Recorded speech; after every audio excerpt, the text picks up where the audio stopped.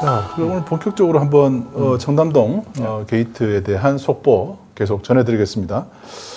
자, 이게 우선 준비 서면 얘기부터 할까요? 네. 네. 그러니까 이제 최초에 먼저 소장을 제시하고요. 네. 그게 12월 2일 날입니다. 그리고 이제 1월 중순쯤에 이제 추가로 준비 서면을 제출을 했는데 네. 보통은 이제 소장에서 저희 청담동 게이트가 왜 허위 사실인지 그 근거를 제시하지 못했기 때문에 네. 그것까지 이제 그 근거는 첼리스트가 거짓말했다. 그걸 보도했던 뭐 조선일보를 비롯한 언론들이 근거로 제시를 했죠. 네. 그런데 그 뒤로 본인이 이제 준비 서면 1월 한 중순쯤에 야심찬 준비 서면을 제출을 했는데 이거 1월이 아니라 2월 달이겠네요. 네. 2월 20일경에 아마 제출한 것 같죠. 그런데 여기서도 역시 청담 게이트가 허위 사실임을 입증할 수 있는 증거가 네. 아무것도 없어요. 전부 기사예요. 그 네. 본인이 알바이만 지시하면 끝나는 문제인데. 그러니까. 증거 한 개만 있으면 됩니다, 사실은. 그러니까. 그렇죠. 증거 한 개만 있으면 되는데 증거가 굉장히 많은 것처럼 보이는데 전부 언론 기사입니다. 예, 아니 저 증거 목록이 무려 3페이지가 돼요. 네. 3페이지가 되는데 대부분 다 그 기존의 무슨 언론 보도라든지 아니면 이제 청담 게이트가 가짜라고 다 언론에서 얘기하는데도 계속 저희 우리 더 탐사하고 에서 계속 속보를 이어가고 있잖아요. 예. 그 속보를 이어간 걸 전부 쭉 또 다운을 받아가지고 예. 그걸 증거로 피고 지금 제시를 한 그러니까 겁니다. 저희가 볼 때는 전혀 놀랍지가 않아요. 왜냐하면 저희가 보도했던 것들이 증거로 제시하고 있고 또 다른 데서 한동훈 장관이 뭔가 이 엉뚱한 발언을 했던 뭐 그런 것들을 그냥 기사화한 것 사실과 다르죠. 그러니까 본인이 얘기한 게 증거가 된다는 거예요. 그거를 이게 뭐 그걸 말도 인용 안 되는 보도를 했다고 해서 예. 그거를 증거라고 할 수 없죠. 그것은 네. 그냥 보도된 거죠. 참고 자료죠. 증거는 GPS 행적 이런 거 내놓으면 되잖아요. 그럼요. 그날 그 시간대에 GPS 행적, 네. 그다음에 그날 그 시간대에 뭐 블랙박스 기록. 아니면 뭐 문자로 어디 누군가 약속을 했던 기록이라든지 그렇죠. 만났을 때 뭐 네. 신용카드 결제를 했다든지 뭐 이런 것들이 있을 텐데 단 하나도 내놓지 않고 있습니다. 그러니까 10월 24일 첫 보도가 있었죠. 뭐 벌써 11월 12일, 1월, 2월, 3월 이제 5개월째 돼갑니다. 예. 벌써 5개월째 돼가는데 그 직을 걸겠다라고 그 호기롭던 그 자세는 지금 어디 갔는지. 그러니까요. 그러니까 요즘은 한동훈 장관도 뭐 청담 게이트에 대해서는 일체 얘기를 안 하는 것 같아요. 네. 말해봤자 이제 손해만 나니까. 네. 네. 그러면 다시 청담 게이트가 다 주목을 받거든요. 네. 잊혀지기를 바라는 거죠. 그렇죠. 네. 자, 특히 증거들 한번 볼까요? 네. 정말 기사들이에요. 기사고 갑제 19호증이라는 것도 기사예요. 기사고 첼리스트가 뭐 이렇게 얘기했던 제보 신빙성이 없대도 소용없다. 더 탐사 비용 지원까지 제안했다. 이거 사실과 다른 부분이에요. 이거 교묘하게 왜곡한 보도입니다. 예. 이거를 19호증이라고 제시하고 갑제 21호증을 보면 여기 보면 더 탐사의 유튜브 채널 구독자 수를 21호증으로 제시를 했어요. 너무 좀 없어 보이지 않습니까? 네. 지금 뭐 53만 넘었어요. 좀 예. 새로운 업데이트해서 제출하십시오. 네. 진짜 구독자가 좀 적은 상태에서 캡처를 한 것 같습니다. 많으면 많을수록 자기한테 유리할 텐데. 갑제 22호증도 역시 기사예요. 7천만 원 벌었다. 네. 네. 슈퍼챗으로 7천만 원. 그게 한동훈 장관의 알리바이를 입증할 수 있는 증거가 아니잖아요. 그렇죠. 그러니까 계속 이 변죽만 올리고 있는 거죠. 변죽만. 네.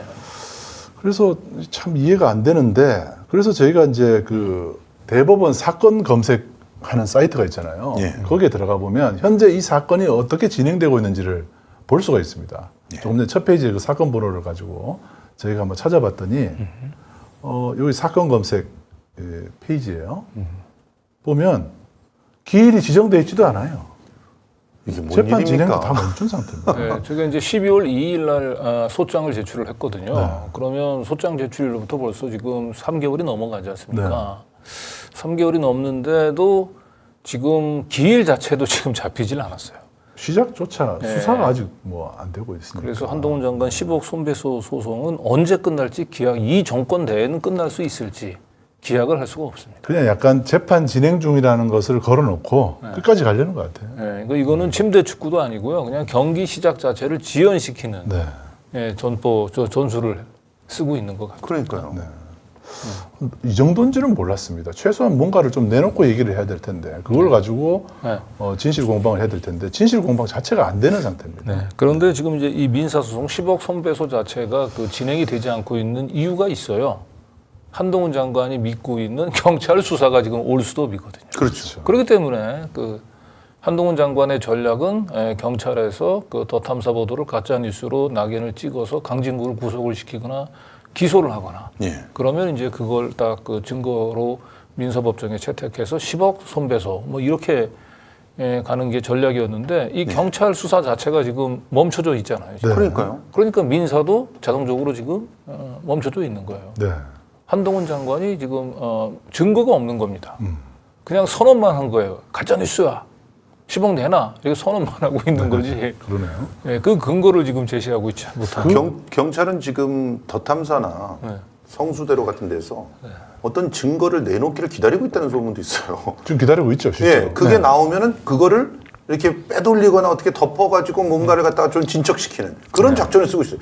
이게 도대체 무슨 작전입니까? 지금 사실은 그 이미키 씨 네. 우리가 카페를 여기가 지금 좀 비슷하다라고 얘기를 했는데 그게 아니라는 거 주장을 하면서 구속영장을 청구한 거잖아요. 그렇죠. 네. 네.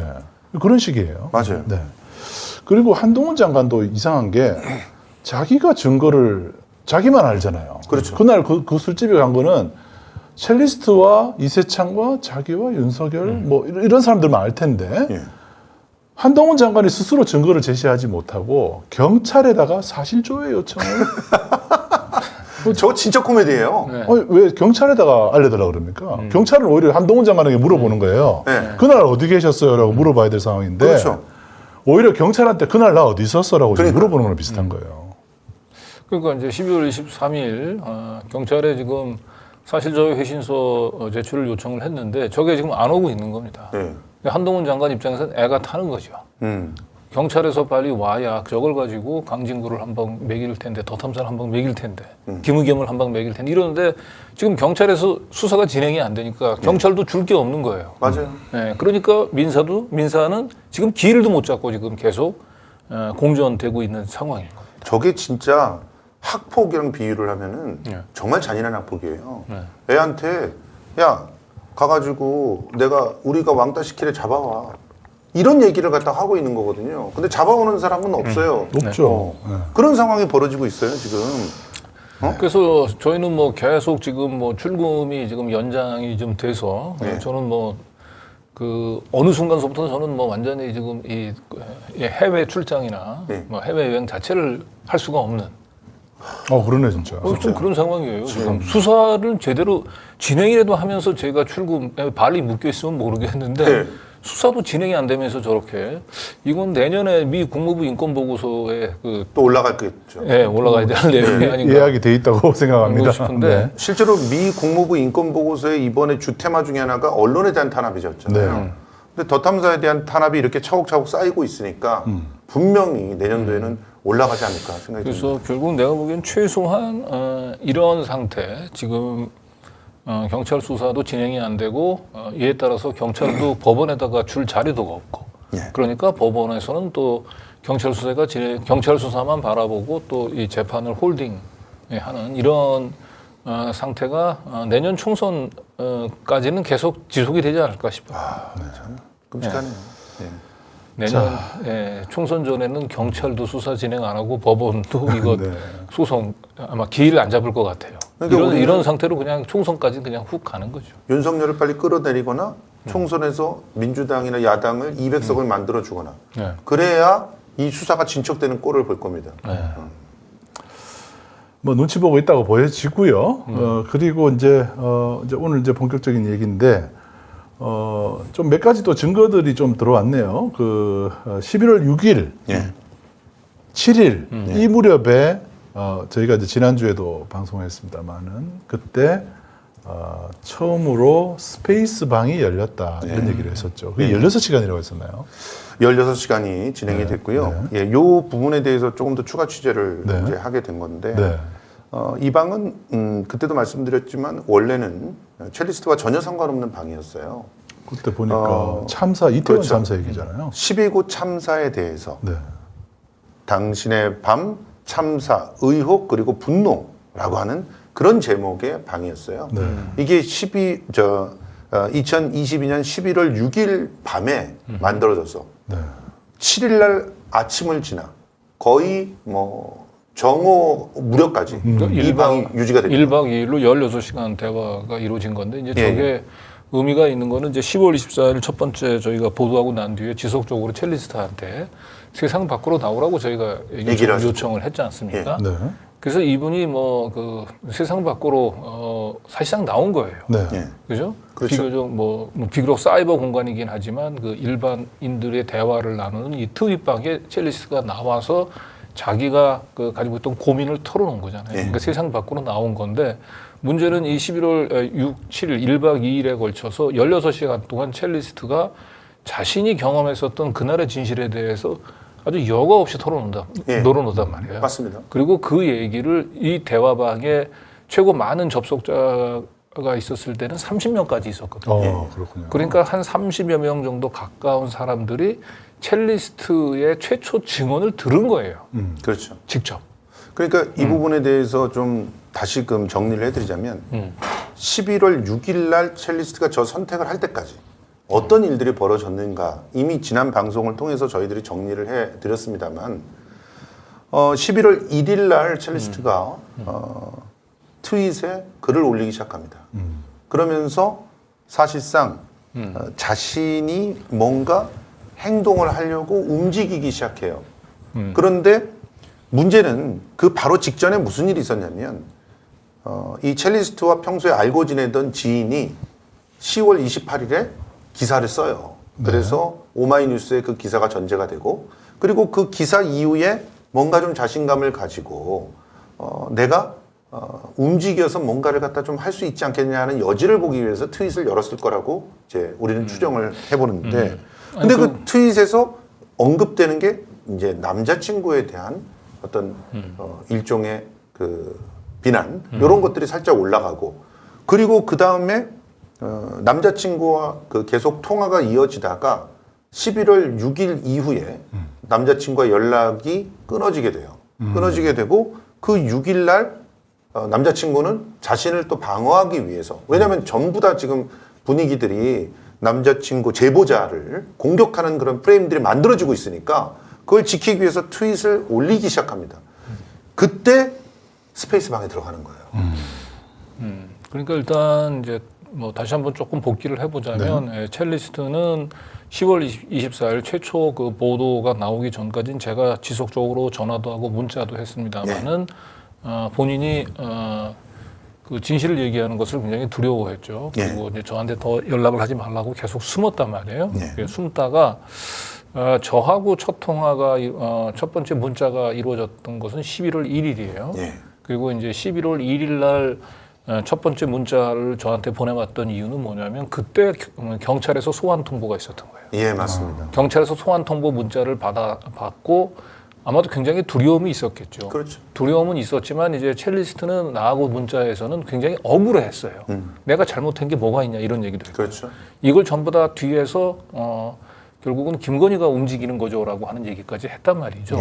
그러면 11월 1일 문자에서 보여지는 첼리스트의 입장은 내가 남자친구한테 한 얘기는 거짓말이라고 하는 걸 전제로 그렇게 전혀 아니죠. 반응을 보일 수는 없는 거예요. 나는 뭐 내가 그 남자친구한테 얘기한 건 사실이고 그런데 그 통화를 한 거를 내가 깐 것도 아닌데 왜 나는 경찰에서 소환 통보를 받아야 되냐. 자기가 만약에 남자친구한테 거짓말한 거라고 얘기를 한다면 애당초에 자기가 원인을 제공한 거기 때문에 내가 잘못한 게 뭐가 있어요라고 하는 얘기를 감히 할 수가 없죠. 그렇죠. 예. 자, 그런데 어쨌든 11월 1일 날 이제 경찰 문자를 받고 굉장히 보통 사람들 뭐 경찰에서 그 문자를 받으면 다 떨리죠. 그렇죠. 굉장히 많이 이제 떨리는 가운데서 이제 그 남자친구 이제 11월 6일 날 그 제보자가 트윗 활동을 통해서 이제 자기가 가지고 있는 증거를 이제 공개하겠다라고 예. 하는 얘기를 좀 그런 뉘앙스의 글을 올리죠. 네. 그래서 그때 11월 6일 날 이제 뭐냐면 이제 이 제가 보기에 첼리스트 입장에서는 남자친구 전 남자친구 그 제보자에 대해서 원망의 마음이 있었을 거예요. 압박을 한다고 생각을 한 아니 거죠. 그리고 그렇게도 하고 그렇죠. 그냥 자기가 그 원하지 않는 왜 나는 내가 원치 않는 내 통화 내용들을 공개를 해가지고 나를 이렇게 힘들게 했냐. 그렇죠. 근데 남자친구가 이제 거꾸로 이제 트윗을 통해 가지고 마치 이제 이걸 계속 그 증거를 가지고 있고 이걸 계속 그 여론화하려고 하는 이제 움직임을 보이니까 예. 더 남자친구에 대해서 좀 원망의 마음이 좀 삭되지 않았을까. 예. 그런 상태에서 11월 6일 날 이제 본인도 일반인들이 있는 트윗방에 들어와서 자기의 고민들을 털어놓은 건데 그렇죠. 그 고민들을 털어놓는 가운데서 기본적으로 청담동 술자리 그 자기가 경험했던 대통령과 한동훈 장관이 있는 그날의 진실에 대해서는 다 얘기를 했단 말이에요. 그걸 전제로. 맞습니다. 그렇다고 얘기한다면 만약에 첼리스트가 진짜 거짓말을 얘기를 했다고 얘기한다면 과연 그 시점에 그런 얘기들을 한 사람도 아니고 트윗방 여러 명이 있는 가운데서 과연 그런 얘기를 했겠냐는 거죠. 그래서 네. 11월 6일 날 무려 30여 명 가까운 트윗 대화에 참여자들이 있는 가운데서 첼리스트가 청담동 술자리에 대해서 얘기했던 그 발언은 굉장히 중요한 이 사건을 진실에 가장 가까운 네. 그런 얘기죠. 네. 보도 이후에 남자친구 그리고 오마이뉴스 기자를 제외하고 네. 또 한 명이 더 있죠. 네. 지금 저희는 이제 네. 베드칸 씨라고 네. 추정을 네. 하는데 네. 이런 사람들 말고 지인 그룹 말고 정말 모르는 사람들한테 공개적으로 사실 처음 얘기를 한 거죠. 그렇습니다. 네. 그렇기 때문에 그 발언의 내용은 지금 이 사건의 진위를 가릴 수 있는 매우 중요한 단서가 될 거라는 그렇죠. 거죠. 그래서 공개적으로 얘기했기 때문에. 그래서 그날 11월 6일 날 그 대화에 참여했었던 사람들을 중심으로 첼리스트로부터 직접 그날의 진실에 대해서 얘기 들었던 사람들 중심으로 지금 시민 고발단이 만들어지고 있는 거예요. 맞습니다. 그렇죠. 첼리스트 이제 거짓말했다라고 하는 걸 이 사건을 덮으려고 하는 네. 경찰 경찰 수사 그다음에 한동훈 장관 이런 움직임에 지금 이제 시민들이 지금 이제 직접 나서고 있는 겁니다. 여기서 우리가 반드시 기억해야 될 게 몇 가지 포인트가 있어요. 자, 첼리스트가 들어간 방의 제목을 보세요. 네. 저 방은 12구 참사를 얘기하는 방에 일부러 찾아 들어간 겁니다. 네. 그렇죠. 저 방이 특별히 사람이 많거나 그러지 않았어요. 처음엔 5명 정도가 모여 있었거든요. 그런데 저 방에 들어간 이유는 뭔가 자기가 같이 피해자라고 생각을 하는 거예요. 그러니까 나와 같은 피해자도 도울 수 있고 나와 같은 피해자와 함께 이제 감정의 어떤 공감을 할 수 있는 그런 방이라고 생각하고 저기를 들어가는 겁니다. 그리고 이제 11월 6일 날은 이제 저하고 이제 공익 제보와 관련된 문제 맞아요. 대화를 나누던 때이기도 하거든요. 예, 맞습니다. 이제 그럴 때 이제 첼리스트가 제일 그때 괴로워했던 대목이 뭐냐면 그 조금 더 진작에 첼리스트가 용기를 내서 그날의 진실에 대해서 얘기를 했다면 네. 그러면 이렇게 대통령이 이렇게 그 밤늦게까지 그 술에 취해서 흥청망청대고 그런 일들은 미연에 방지하고 그럼 10월 29일 그 이태원 참사도 막을 수 있지 않았겠냐라고 하는 제 얘기에 기자님 이태원 참사 얘기는 제발 하지 말아주세요. 라고 굉장히 괴로워했어요. 그러니까 이 강 기자의 설득이 먹힌 거예요. 네. 먹혔기 때문에 그 두 가지 의미로 저 방을 찾은 겁니다. 그렇죠. 예. 그러니까 한편으로는 여기에 모인 사람들은 나와 공감해 줄 수 있는 피해자를 걱정하는 그런 방이야. 또 한 가지는 강 기자가 말했듯이 이 포악무도한 정말 그 술통 정권, 이 술통 정권의 피해자가 저렇게 만들어졌는데 내가 좀 더 용기를 일찍 냈더라면 그렇죠. 진짜 그런 피해자들이 안 생겼을까? 그런 부분에 대한 죄책감도 있었기 때문에 그거를 덜어보고 싶기도 하고 이래서 거기 들어갔던 거예요. 그 방에. 예. 근데 그리고 중요한 건 또 만에 하나 첼리스트가 이때도 들어가서 실제로는 자신이 송담동 그 게이트는 남자친구한테 거짓말한 건데 네. 마치 그것이 진실인 것처럼 이렇게 얘기를 했다면 그거는 첼리스트가 이거는 다중을 상대로 해서 거짓말한 거란 말이에요. 허위사실 그렇죠. 얘기한 거기 때문에 네. 이거는 첼리스트가 이건 딱 떨어지는 명예훼손죄로 이거는 처벌을 받아야 될 사안이거든요. 그렇습니다. 그래서 어떤 식으로든 사실은 이 11월 6일 날 첼리스트가 30여 명의 트윗 친구들 다중을 상대로 해서 얘기를 했었던 이 얘기가 진실이라고 얘기한다면 경찰 수사 결과는 지금 다시 원점에서 다시 출발해야 되고요. 네. 만약에 첼리스트가 11월 6일 날 또 다른 30여 명의 거짓말을 한 것이라고 얘기한다면 첼리스트는 그 발언에 대해서 책임을 져야 됩니다. 네. 그것도 역시 경찰에서 수사를 해야 될 영역인 거예요. 그럼요. 그런데 이제 이 방이 최초의 방에서 대화가 진행되다가 네. 다른 방으로 옮겨갔다는 얘기가 있었잖아요. 예. 지난주에도. 그거를 좀 설명을 해드리면 이 최초의 방을 열었던 사람은 네. 기본적으로 첼리스트를 안정시켜서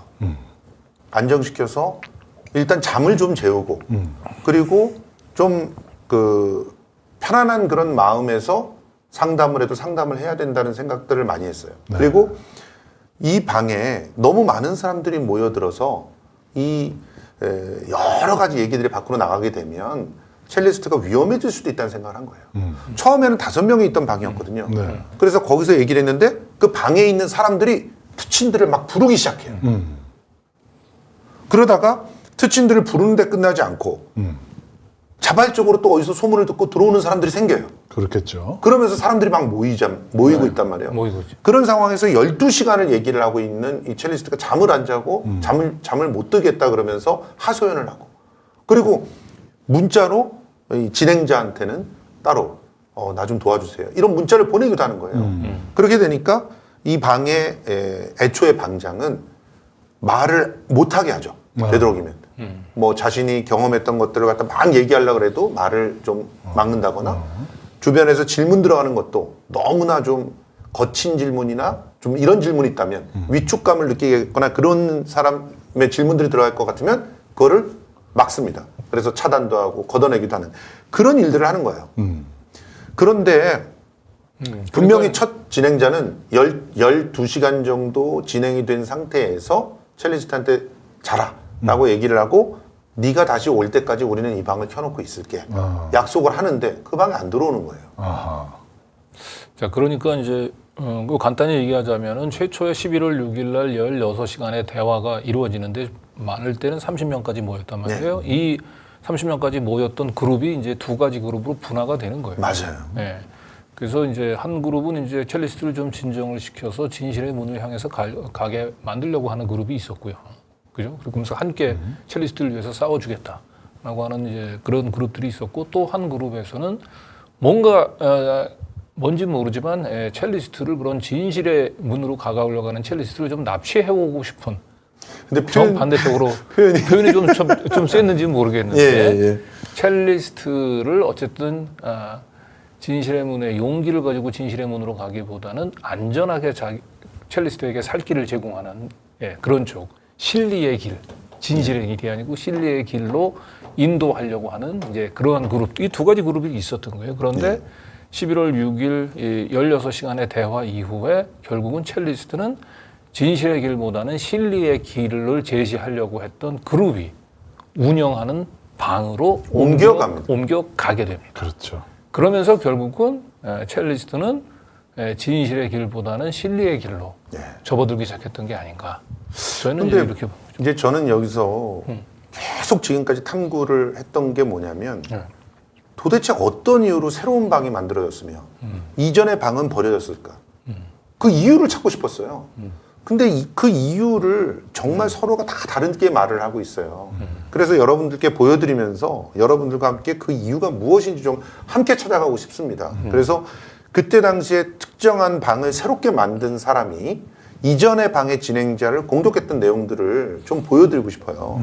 네. 그래서 지금부터는 공격을 이제 그 진실의 길이 아니고 이제 진리의 길로 첼리스트를 지속적으로 이제 좀 유도했었던 그 그룹의 핵심에 이제 그 진모 씨가 있는데 이 진모 씨가 계속 그 진실의 길로 가고자 하는 사람으로부터 첼리스트를 분리해내는 이런 과정들이 이 진 씨가 이렇게 트윗에 올린 글들을 통해서 좀 읽혀지고 있는 대목이 있죠. 예. 그러니까 이 부분에 대해서 진모 씨 같은 경우는 계속 그러니까 반론을 펴고 있어요. 그래서 그 반론도 소개해드리자면 자기는 그런 적이 없다는 거예요. 특별한 의도성이 없대요. 다만 첼리스트가 원하는 것을 내가 해줬을 뿐이다라고 얘기를 하고 있는데 자 보십시오. 자, 이 진행자를 얘기를 하는 거 보세요. 처음에는 스페에서 말하지 말자고 한 걸 다른 사람한테 알려주면서 누군가가 이제 그러면서 싸우고 있었다. 네, 이런 얘기를 하고 그 다음 장면을 조금 보여주시면 키워줘 보세요. 예. 보세요. 예. 예. 네, 스페에서 말하지 말자 한 걸 다른 사람들 스페 왔을 때 얘기해서 예. 네, 티격태격하고 있습니다. 저거까지는 좀 이해가 돼요. 그래도. 요거까지는 뭐 예. 예, 이해할 수 그러니까 있어요. 많이들 알리지 않기로 했으니까 좀 보완을 해야 되는데 누군가 알리고 있었다라고 얘기하는데 저 그 알렸다는 사람이 진행자라는 거예요 원래. 그 다음에 여기서부터는 이상해집니다. 뭐 어디서부터 어디까지 얘기를 했길래 그런 식으로 사람이 얘기를 하느냐. 또 당사자를 좀 돕는 길은 그분의 선택을 존중해 주는 것 그 이상도 이하도 아니다.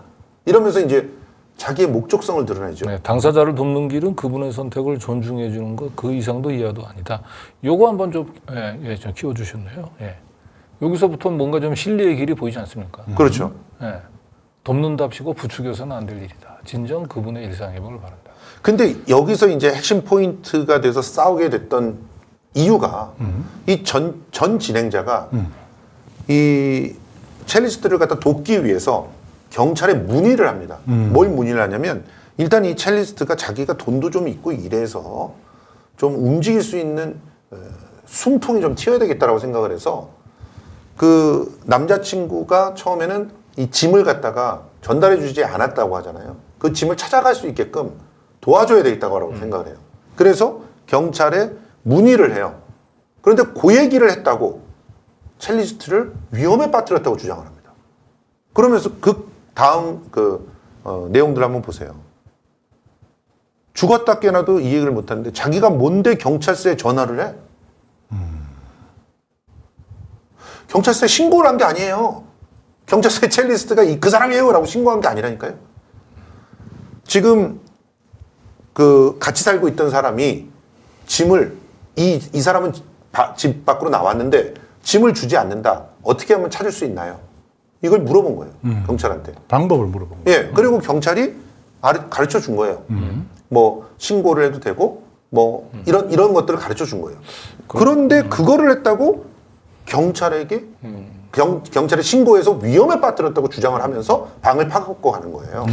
그러니까 결국은 이제 애당초 최초의 방을 개설했던 방장이 굉장히 첼리스트한테 좀 불리한 행동을 했다라고 하는 일종의 좀 여론전을 지금 펼치고 있는 거죠. 예.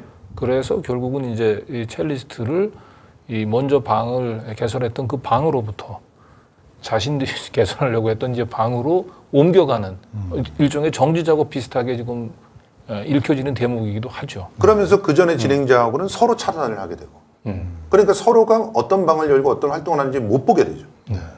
그러니까 진정한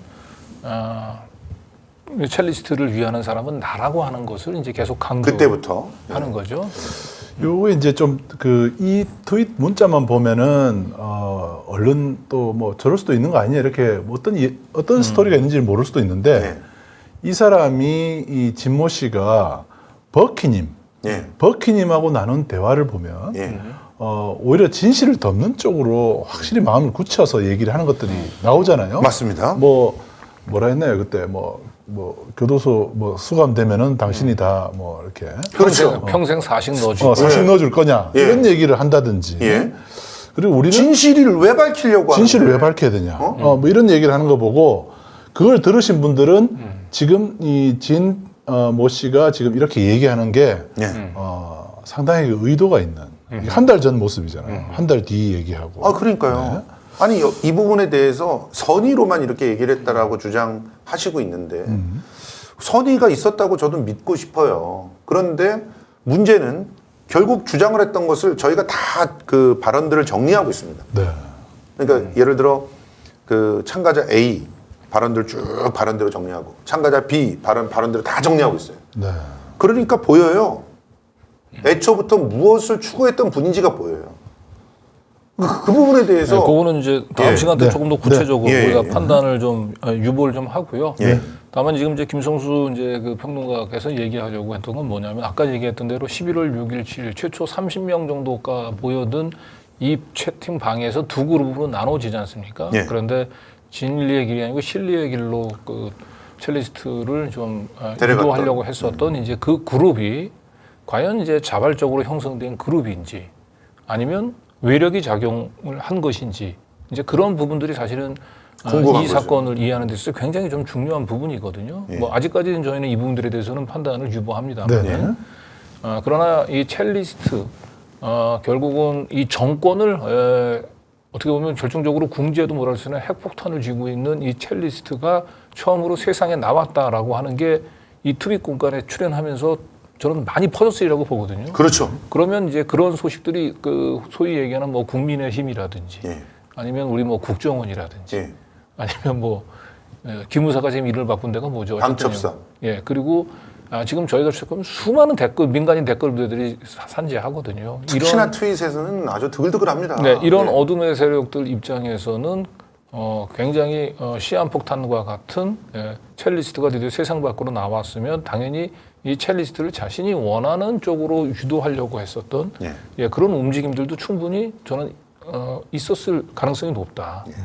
그렇기 때문에 첼리스트를 안전한 길, 실리의 길로 가져가려고 했었던 그 그룹이 그냥 단순한 개인적인 동기, 이를 넘어서 외력이 저는 작용했을 가능성도 있기 때문에 저희가 이 부분들을 조금 개인을 저는 뭐 탓하고 나무라려고 이 방송을 하는 게 아닙니다. 그렇죠. 어쨌든 첼리스트의 변곡점, 경찰과 싸우겠다, 김건희가 뒤에서 조종한다, 내가 잘못한 게 뭐가 있냐라고 당당해야 하던 첼리스트가 결국은 무릎을 꿇고 자기가 이제 거짓말했다라고 첼리스트 트윗 친구들한테 처음에 얘기했던 것과 다른 내용으로 경찰에서 그 입장을 바꾸게 된 것을 이것을 순수하게 개인의 선택으로 볼 것인지 아니면 외력이 작용한 모종의 세력들을 그렇게 만든 것은 아닌지 경제적 저희는 이제 이런 관점에서 지금 이 트윗 대화들을 하나하나 이제 주의 깊게 보고 있는 겁니다. 예, 네. 그렇습니다. 자, 그리고 다음 것도 이제 비슷한 맥락으로 나온 것 같은데요. 다음 이미지 잠깐 보실까요? 네. 요건 어떤 내용인가요? 예, 이 내용은 거기서 연결돼 있는 내용입니다. 11월 8일 날에 새로운 방을 만들기 위해서 어떻게 보면 빌드업이 되고 있는 게 아닌가 이런 생각이 드는 그런 상황인데, 자, 저 키워줘 보실까요? 이 전 진행자를 가리키면서 얼마나 정의로운 마음으로 당사자를 도울 수 있다고 생각했는지 모르지만 힘들어서 괴로워하는 사람 얘기를 들어주고 더 이상 말하지 말자 했으니 그 약속은 지키셨어야죠. 이런 식으로 말하는 사람한테 얘기하고 또 당사자 욕하는 소리 들으면 기분 어떠셨어요? 그러면서 특정한 사람, 저분도 사실은 이제 뭔가 좀 싸워야 된다라는 얘기를 갖다가 좀 하던 분인데 그분에 대해서 캡처를 공격을 해가지고. 하면서 진행자가 아닌 다른 참여자인데 그분에 대해서 공격을 하면서 그러니까 우리가 들었던 당신으로부터 들었던 진실을 경찰에 가서도 얘기해라. 이제 이런 쪽에 주문을 하는 사람한테 이제 저렇게 맞습니다. 상당히 이제 좀 부정적인 의견을 좀 제시한 거고. 그러니까 첼리스트를 저 사람이 좀 비판을 했어요. 용기를 내고 좀 알려야 되는 거 아니냐. 이런 얘기를 했다고 그 사람을 욕하는 그런 사람이다라고 규정을 하면서 이제 공격을 하고 있는 거죠. 네. 그러면서 저 사람은 방에서 쫓겨납니다. 그런데요, 11월 10일경에 그 첼리스트가 얘기했던 녹취를 우리가 이미 오래전에 들은 적이 있잖아요. 예. 그때만 하더라도 가드를 내리고 자기는 싸우겠다 그랬던 거 그게 아닙니까? 11월 11일. 11일인가요? 네, 11일. 그런데 지금 11월 8일 날 이 진모 씨가 이렇게까지 이 진실을 얘기하는 사람들을 꾸짖고 있으면 이거 좀 이상한데요. 그러니까요. 그러니까 첼리스트보다 먼저 첼리스트에게 진실을 말하지 않는 쪽으로 지금 방향을 잡아주고 있는 거 아닌가 싶은 생각이 드는데요.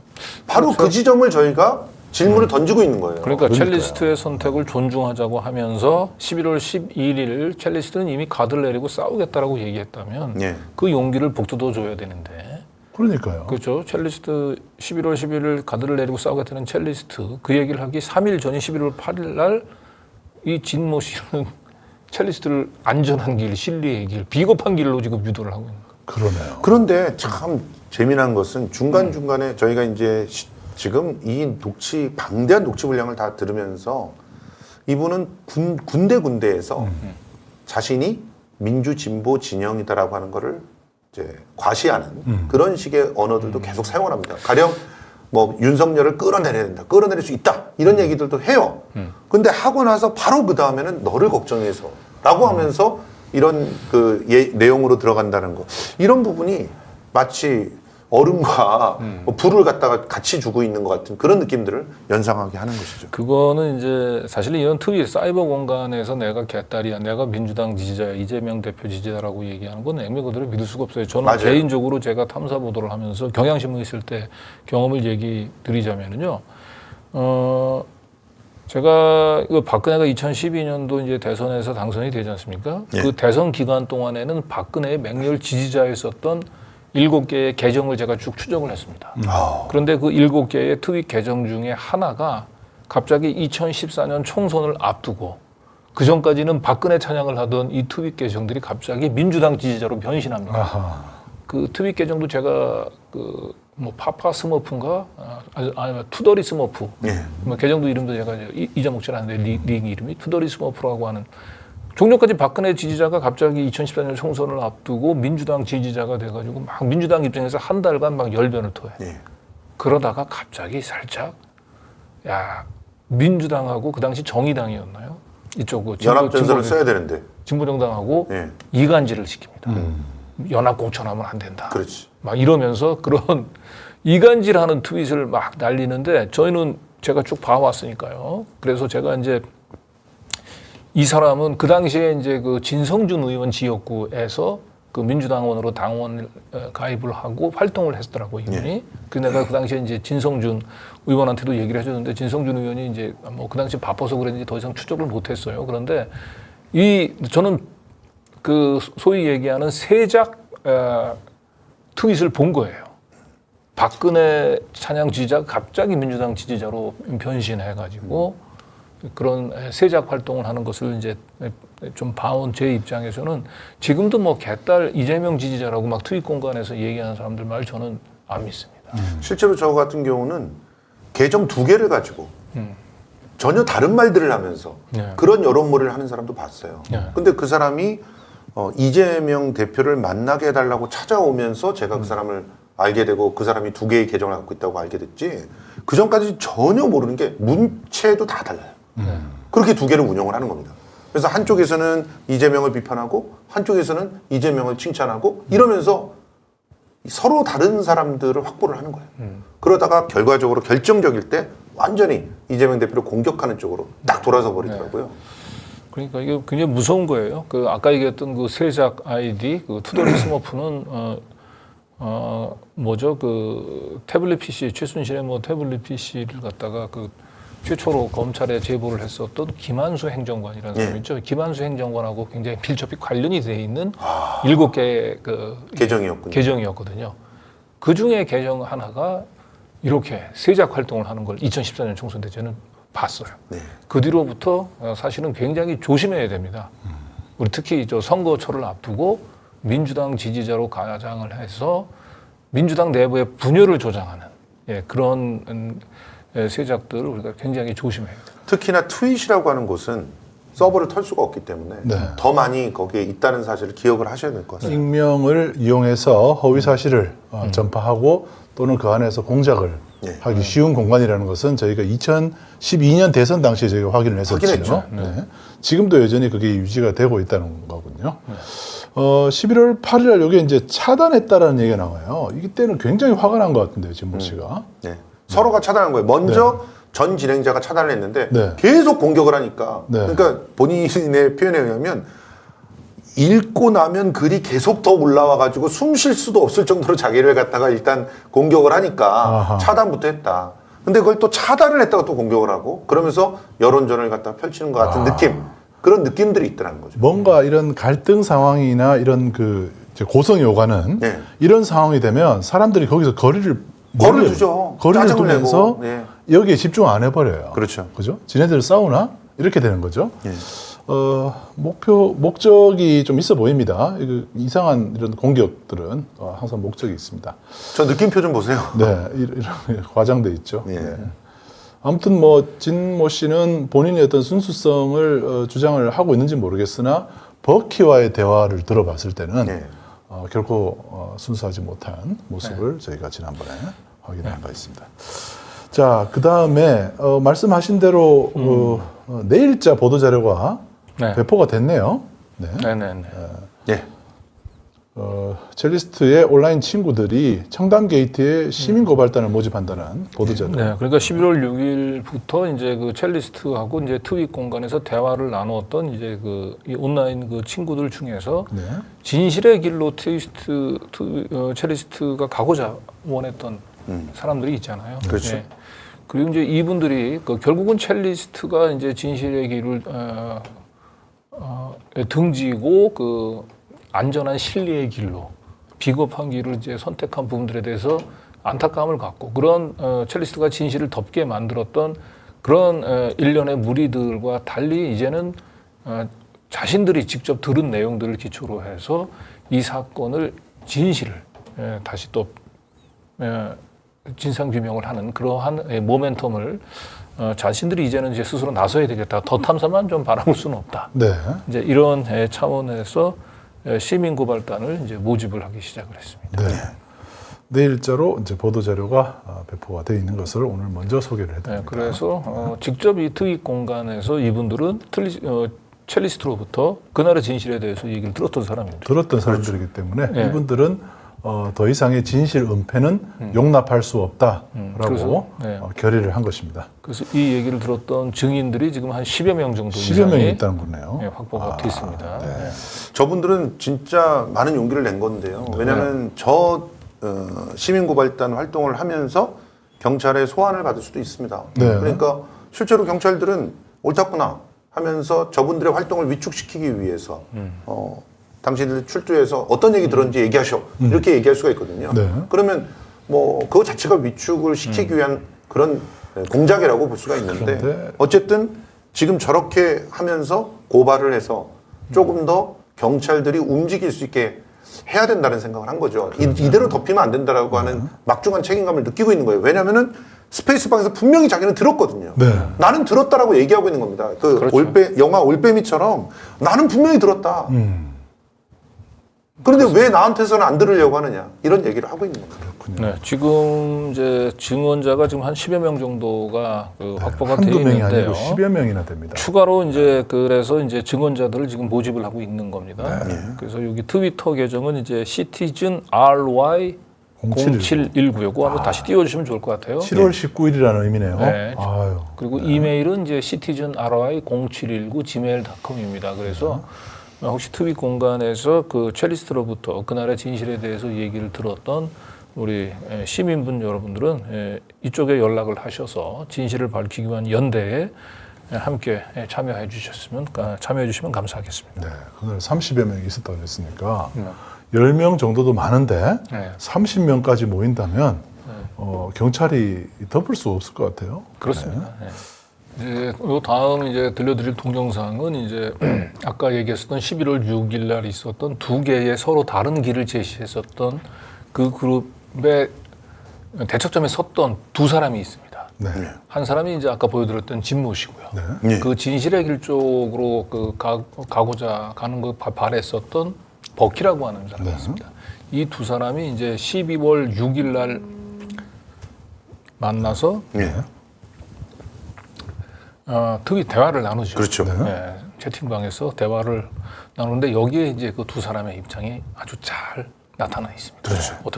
어떻게 다른지. 네. 우선 첼리스트의 자서전 얘기를 그리고 했다네요. 여기 이제 12월 6일은 이제 참고로 얘기하자면 이미 뭐 첼리스트가 경찰에 가서 거짓말했다는 진술을 했다고 다 알려지고 그리고 나서 이제 트윗에서 진실을 들었던 사람들은 많이 충격에 빠져 있는 상태고요. 네. 그런데 이 12월 6일 때는 또 어떠한 이벤트가 있었냐면 저희 권지현 기자가 그 첼리스트를 이삿짐 옮기는데 찾아가서 만나가지고 진실을 또 다른 얘기를 들은 거예요. 한동훈이 무서워서 얘기를 할 수는 없지만 언제든 정권이 바뀌면 내가 진실을 얘기할 거다라는 얘기를 들었다는 얘기가 이미 여기에 또 퍼져 있었고요. 네. 그래서 더 탐사가 그 첼리스트의 인터뷰를 기초로 해서 방송할 거라고 하는 얘기를 또 알고 있었던 그 시점에 두 사람의 대화가 이어진 겁니다. 그러니까 이게 굉장히 참 네. 중요한 시기에 또 이런 대화들이 이어지는 거죠. 네. 한번 들어보시죠. 네. 그때도 기억나는 게 자기 첼로 치아가 자기 자서전 써야겠다. 그러니까 얘기하는 게 기억나는데 한 챕터로 이세창과의 만남도 쓰셔야죠. 그러니까 그 사람 얘기도 하지 마세요.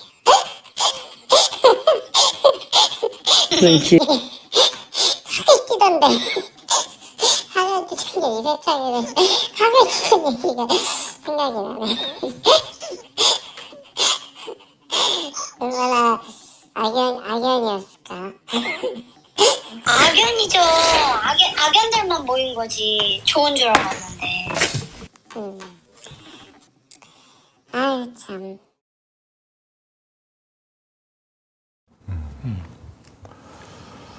네. 방금 이제 자서전 얘기를 하면서 악연이다. 뭐 이런 얘기까지 하네요. 이세창하고 관계를 얘기하는 거죠. 네. 근데 이 얘기는 조금 부가 설명이 필요한 게 네, 설명이 좀 필요합니다. 이 자서전 얘기를 왜 버킷 씨가 하냐면 이분이 그러니까 그 첼리스트와 단독으로 얘기했을 때가 있어요. 단독으로 얘기할 때 첼리스트가 자기는 자서전을 쓰고 싶다고 얘기합니다. 그랬을 때 이세창과의 만남도 그냥 뭐 쓰고 그러면 재밌겠다 이랬는데 버킷님 저 죽이려고 하세요? 왜 그 사람하고 얘기를 씁니까? 이세창은 빼고 쓰겠다는 거죠? 네, 펄쩍 뛰면서 끝이 이렇게 가야 된다는 거예요. 첼리스트가 결국은 악들을 물리치고 나중에 해피엔딩으로 이렇게 된다. 당당하게 싸워서 마지막에는 승리한다. 이런 얘기로 자서전을 끝내고 싶다는 건데 그렇게는 잘 안 되지 않을까? 근데 나는 그렇게 될 거라고 뭐 이렇게 자서전을 갖다 쓰고 싶다. 이렇게 얘기를 합니다. 설명을 들으니까 좀 이해가 됩니다. 예. 네. 그러네요. 네. 그러니까 자신의 그 머릿속에는 분명히 그렇게 이제 정의가 승리하는 그러한 그 꿈을 갖다 꾸고 있다는 거예요. 그때까지도. 거기서 정의란 자기가 그 헤어진 남자친구를 응징하는 뭐 이런 정의를 말하는 건가요? 아니에요. 그렇지 않죠. 그 그러니까 지금 여기서 일단 진실을 밝히는 거죠. 그날 본인이 진실이 경험했었던 이겨서 윤석열들이 내려오고 정말 그런 모든 악들이 소탕이 되고 자기는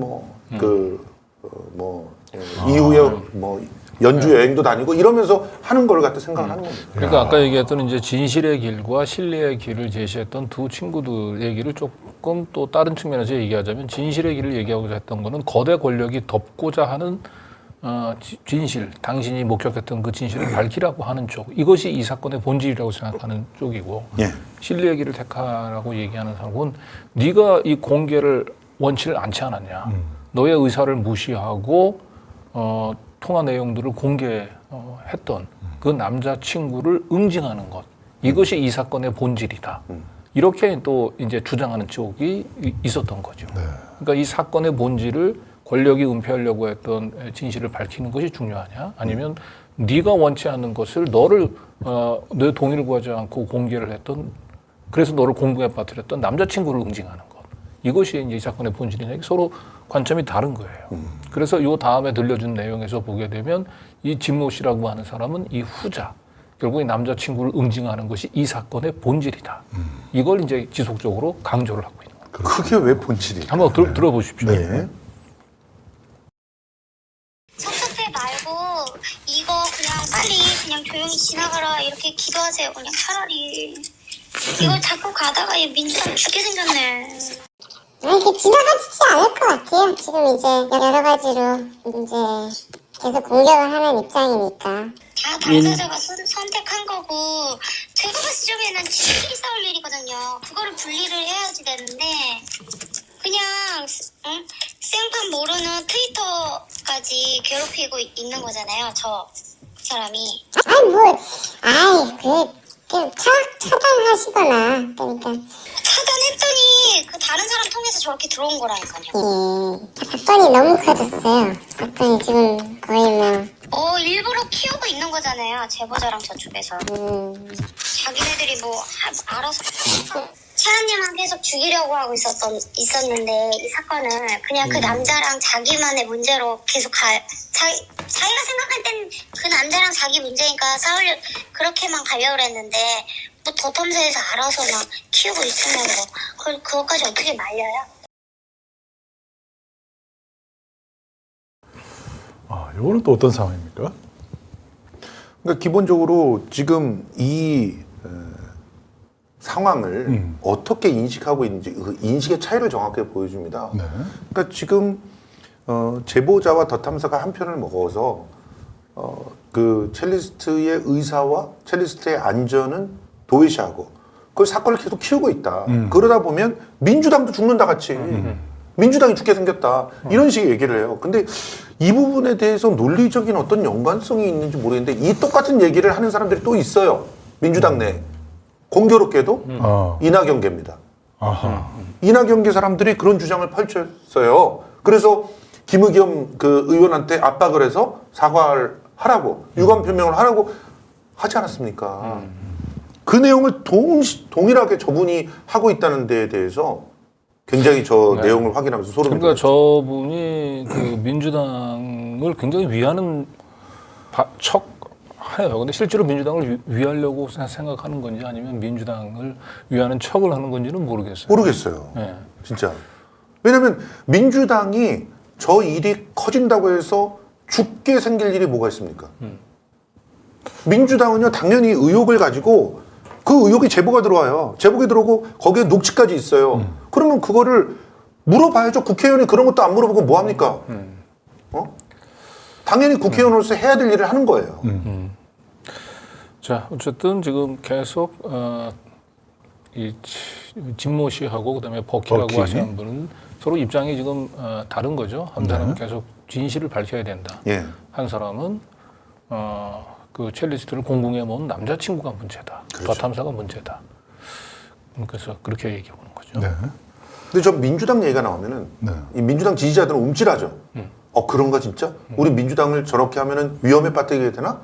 이런 생각들을 하게 됩니다. 그렇죠. 그래서 이제 그 뭔가 이 진모 씨 입장에서는 이제 그 단순히 이제 그 첼리스트에게 이제 안전한 길을 선택하는 게 좀 비겁해 보이잖아요. 그렇죠. 그러니까 그걸 정당성들 이제를 부여하기 위해서 내가 이걸 하는 것은 단순히 첼리스트뿐만 아니고 민주당도 좀 예. 보호하기 민주당을 위한 위한 것이다. 거다. 네. 이제 이런 식으로 이제 합리화를 하는 거죠.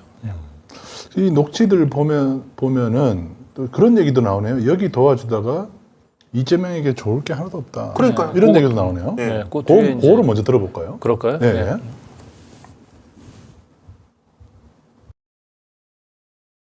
뭐 민주당 같이 뭐 시위하러 나가는 쪽에 좀 좋은 남자 있으면 만나면 좋지 않을까요? 싫어. 저 제보자도 민주당 지지하는 거. 너무 정치색 있는 사람 안 좋아. 님도 좀 얘기 들어보면 자기는 개딸이라고 그러니까 그렇게 너무 개털 맞아. 이재명 좋아하고 이재명 지지하고 저기 선거 때도 이재명 저기 했어요. 우리 같이 선거 때 같이 달렸었어요. 그렇다고 해서 지금 이거랑 그거랑은 상관이 없지. 나는 없는데. 응, 없죠. 개딸인데 뭐요? 이거 지금 만약에 뭐 여기 도와주겠답시고 이렇게 한다고 해서 뭐 이재명한테 좋을 거 하나도 없는데 데이트 폭력인데 그런 것까지 다 밝혀지면 이재명 뭐가 되겠어요? 특히나 페미니스트들이 이재명 좋아하는 이유가 개딸들이 좋아하는 이유가 페미여가지고 좋아하는 건데 이재명을 저런 거 밝혀지면 개 지랄나지. 이재명도 이제 타격 많이 먹을걸요?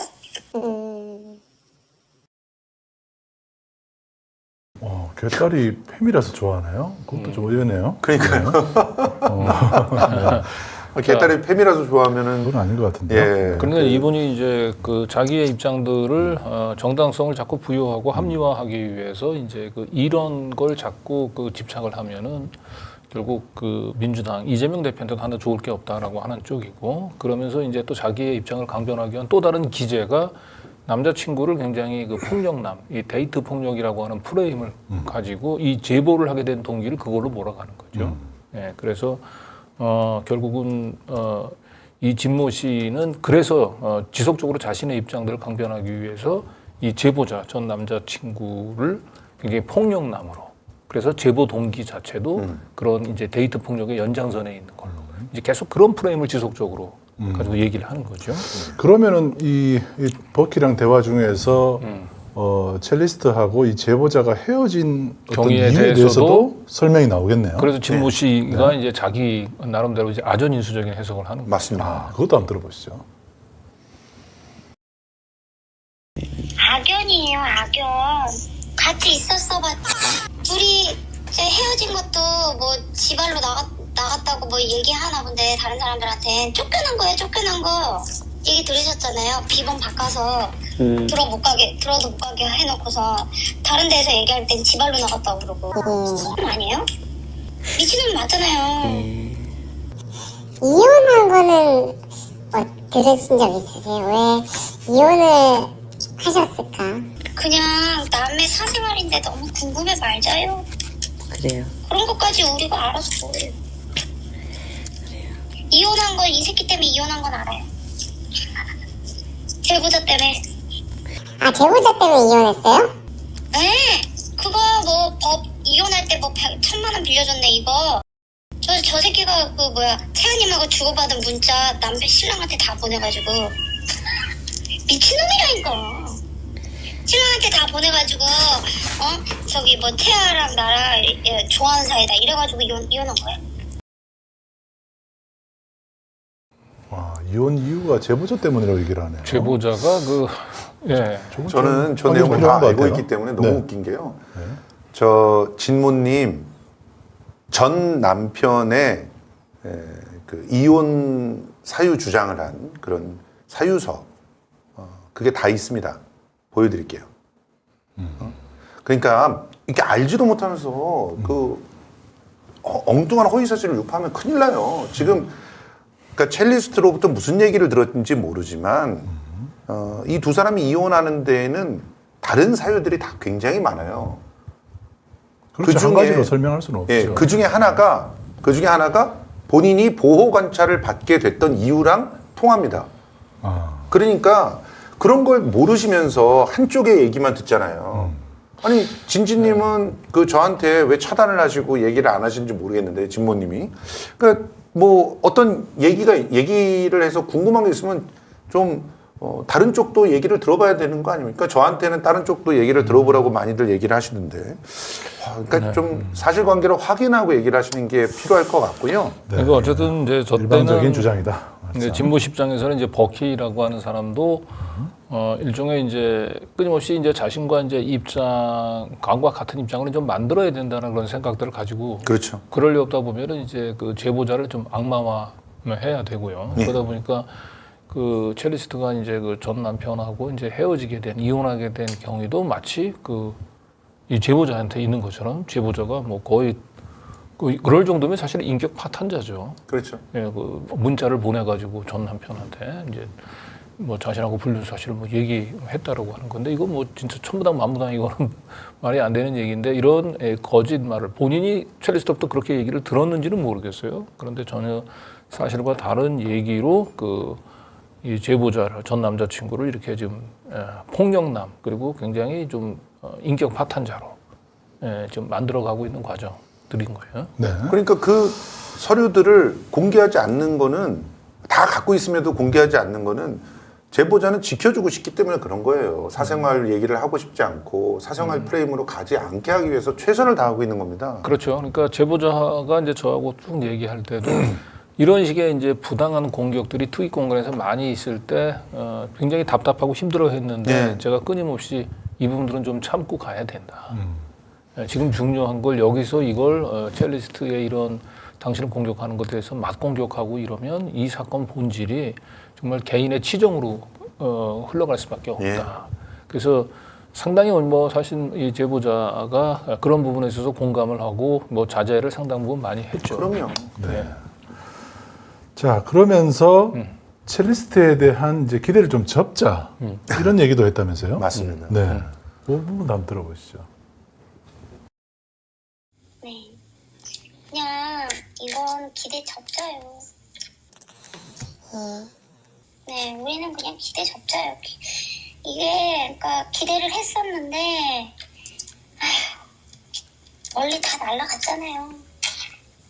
이런 거 저런 거 다 알면서 뭐 그 사람한테 뭐라고 어떻게 얘기해. 얼마나 싫겠어요. 자기는 너무 고통이었는데 사람들이 자꾸 응? 자기 보고 나서달라고 막 이러는 게 얼마나 싫겠어요. 그러니까 사람이 숨지. 그렇다고 해서 여기서 뭐 비난 안 하고 나와달라고 응원만 해요? 아니잖아요. 비난하는 사람들도 엄청나게 많잖아요. 지금. 그거를 왜 다 그 사람이 이겨내면서까지 왜 저 사람들이 바라는 걸 이루게 해줘야 돼. 이루는데 앞장서야 되는데 그 사람이 왜 우쭈쭈 해줘도 모자랄 판국인데 욕도 먹고 내 인생 다 까지고 알고 보면 욕 먹을 일도 아닌데 이거 밝혀진다 그래도 또 그냥 밝혀진 사실은 안 믿고 저 새끼 저 인간이 말한 거짓말만 믿고서 계속 자기 욕하는 사람들도 계속 존재하고 할 텐데 그 사람이 왜 그런 선택을 하겠냔 말이에요. 야, 이 참 기대 자체를 안 한 걸로 보이는데 기대 접자는 얘기를 하는 것도 참. 그러니까 이제 저기 대화에서 보게 되면 이제 진 씨도 사실은 첼리스트부터 진실을 얘기를 들은 거예요. 그렇죠. 그런데 이제 그 진실을 밝히는 것에 대한 기대를 하지 말자라고 얘기를 하는 거고, 저 버키 씨를 끊임없이 설득을 이제 하는 이유는 그건 거죠. 버키 씨는 11월 6일 최초 첼리스트가 세상 밖으로 나와서 트윗 공간에서 대화를 할 때부터 쭉 계속 첼리스트의 모든 대화들을 다 직접 들었던 사람이거든요. 네. 그리고 저 버키가 세상 밖으로 자기가 들었던 진실을 공개를 하게 되면 이 진모 씨가 애써서 첼리스트를 진실의 길을 등지게 하고 안전한 길로 가고자 했었던 자신의 프레임이 다 깨지는 거예요. 그러니까 저 버키 씨 같은 경우는 굉장히 요주의 관리 대상자가 되는 거예요. 진모 씨 입장에서는. 그런데 왜 이렇게 한 개인이 첼리스트라고 하는 사람을 보호하기 위해서 저렇게 과도하게 저런 사람과 저렇게 설득 작업을 했을까? 저게 과연 그냥 단순한 개인의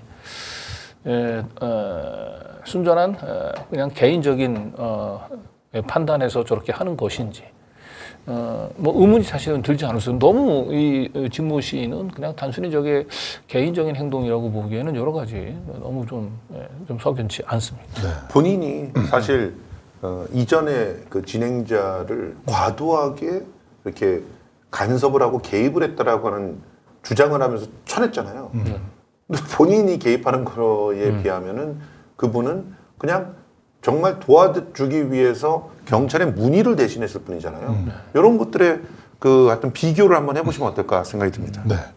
자, 다음 녹취는 이 상당히 그 격한 감정이 또 아니 왜냐면 아까 얘기했지 요 대화가 있었을 때는 그걸 알고 있었던 거 우리 권지영 기자가 첼리스트를 만나서 6시간 동안 인터뷰를 했고 그 과정에서 첼리스트가 트윗 친구들한테 했던 똑같은 얘기를 했다.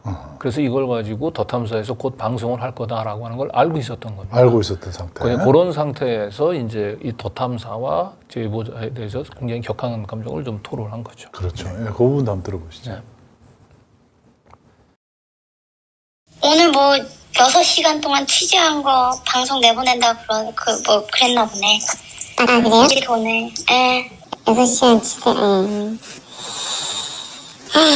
그래요. 아니, 이게 지금 참, 저도 이게, 임금님긴 당나귀였기를 그 느낌인가? 이게 나도 이게 표식을 아는데, 이거를 그냥 가만히 있는 게 맞는 건가? 그냥 어떻게, 이게, 아니, 진실 본인이 나는 뭐 아무것도 아니니까. 근데, 진짜 진실은 뭐죠? 진실은 뭐 그러니까 만나는 거죠. 그 첼로 치아가 아무리 생각해도 거기에만 매몰돼 있잖아요. 그래요? 한 사람 그러니까 하는 거는 생각을 안 하잖아요. 이게 엄청나게 이기적이고 엄청나게 짜증나는 거예요. 저는. 태아님 입장에서 진실은요. 내 사생활 다 까지고 폭력 데이트 폭력 당한 게 그 사람한테는 진실인 거예요 지금.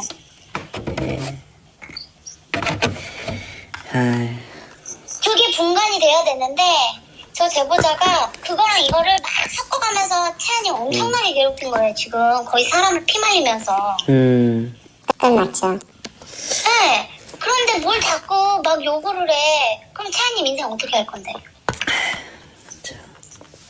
근데 지금 단계에서는 그거를 숨기기가 너무 경찰도 인버브가 됐고 더 탐사에서도 다 보도됐고 그러니까 뉴스버스에서 모든 녹취록이 다 나왔고 이제는 좀 제가 그 채아님하고 그 누구야 그 사람하고 전화 통화한 거 들려줄까요?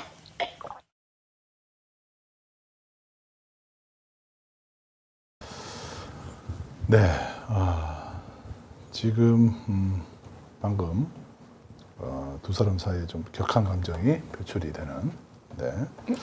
그러니까 뭔가 계속해서 그 뭔가 진실이 밝혀지는 것 자체에 굉장히 짜증을 내고 진모 씨는 왜 그래야 되는지 모르겠어요. 지금 설득이 안 되니까 저기서 제가 뭘 들려줄까요? 이렇게 얘기하잖아요. 저 녹취가 11월 4일 날 네. 첼리스트가 의도적으로 도발을 하면서 녹취를 한 내용입니다.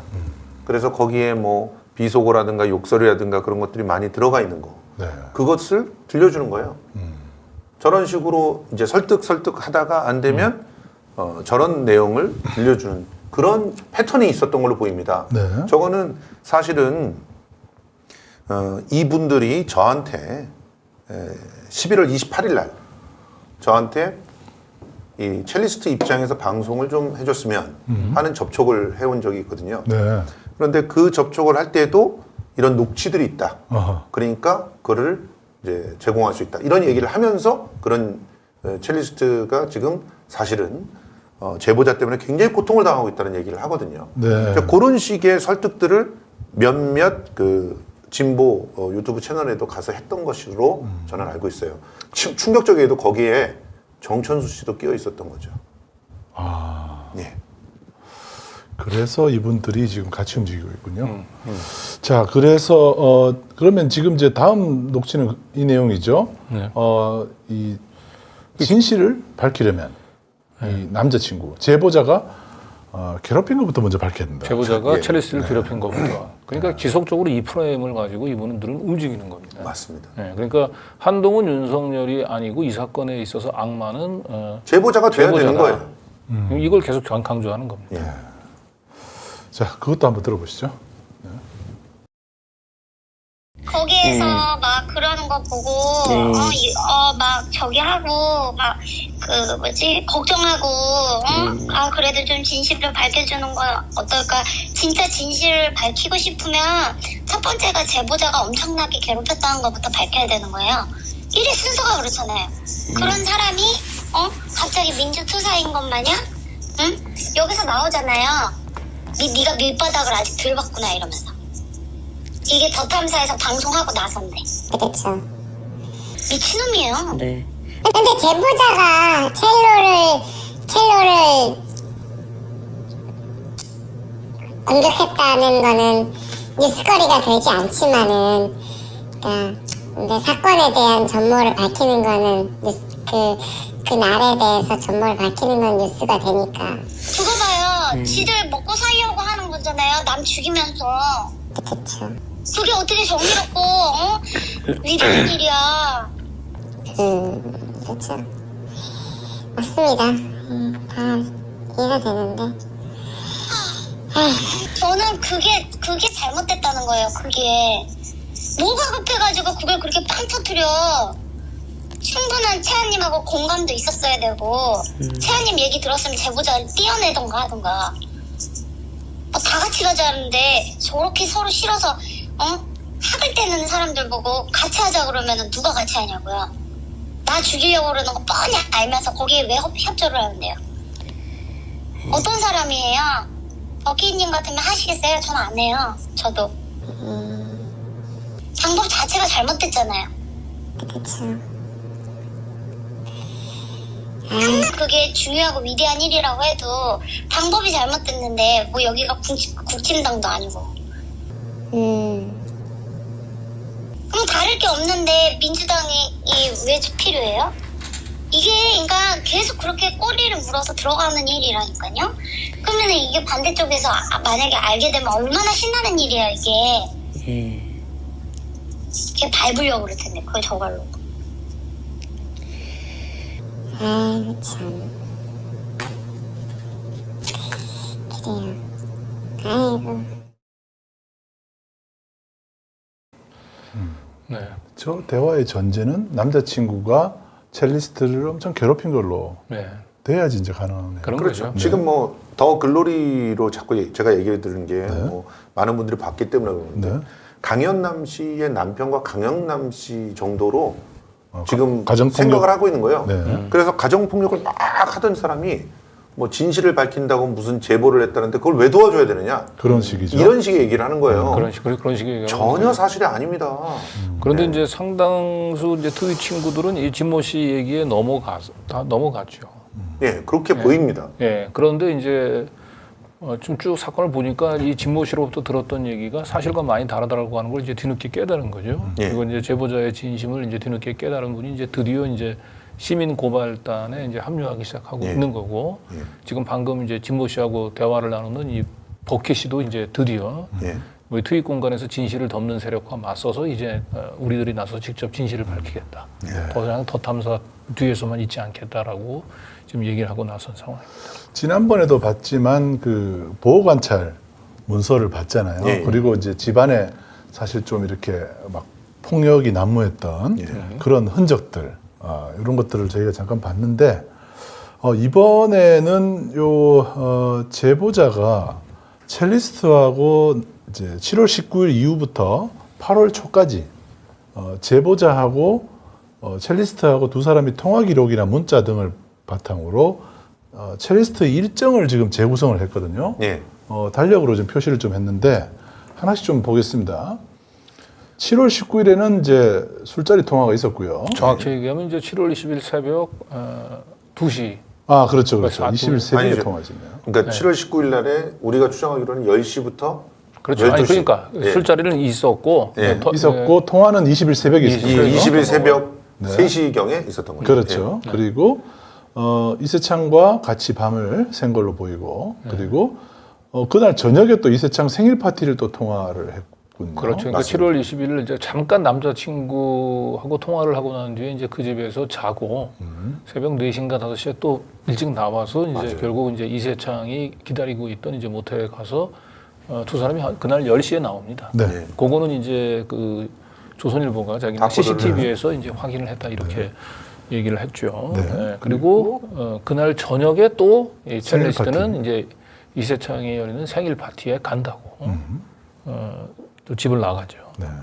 이때 제보자는 그 첼리스트의 트윗을 열심히 지웁니다. 왜냐하면 이제 첼리스트가 그동안에 너무 이제 민주당 이제 개딸로 자신의 정체성을 드러내는 트윗 활동을 했는데 지금 어쨌든 이제 이세창 이제 국진당을 줄을 대서 이제 결국 이런 이벤트를 이제 소개를 받기로 했으니까 앞으로 이제 그쪽 사람들하고 계속 비즈니스를 이어가려면 과거에 네가 트윗에 올렸던 글들 지워야 된다. 아, 그래서 트윗을 모두 지웠다고. 심지어 네가 대통령 자리에까지 그렇죠. 가서 연주를 했는데 과거에 네가 민주당 개딸로 활동했다라고 하는 게 알려지면 큰일 난다. 그래서 트윗을 다 지우라고 했다는 거예요. 이거는 이것도 굉장히 중요한 증거네요. 이건 어떻게 정황 보이십니까? 제보자가 네. 그렇게 첼리스트를 괴롭혔다면 이건 누가 봐도 첼리스트를 보호하려고 노력을 했던 걸로 보이는데 그렇죠. 이런 일들을 왜 했을까요? 그런데 일부에서는 저 일은 첼리스트한테 돈을 벌어오게끔 하려고 한 짓이다 이렇게 주장을 하시는데 야.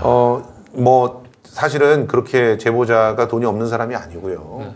사실 첼리스트는 자기가 돈을 저런 식으로 벌어오면서도 카드는 제보자의 카드를 쓰고 다녔다는 거 이런 것들도 좀 일단 밝혀드려야 될 것 같아요. 네.